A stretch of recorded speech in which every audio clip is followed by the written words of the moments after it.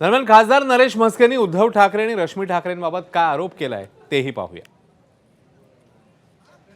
उद्धव ठाकरे यांना मुख्यमंत्री केलं आणि स्वतःच्या भावाला मंत्रिपद दिलं नाही आणि उद्धव ठाकरे मंत्रालयात जात नाहीत, त्यावेळी शिवसेनेतल्या आमदारांना पवईच्या हॉटेलमध्ये मीटिंग घ्यायला लावली आणि उद्धव ठाकरेंना विरोध करा आणि माझं नाव मुख्यमंत्री पदासाठी घ्या याकरता कोण कुभांड रचत होतं हे अख्ख्या शिवसेनेला माहीत आहे।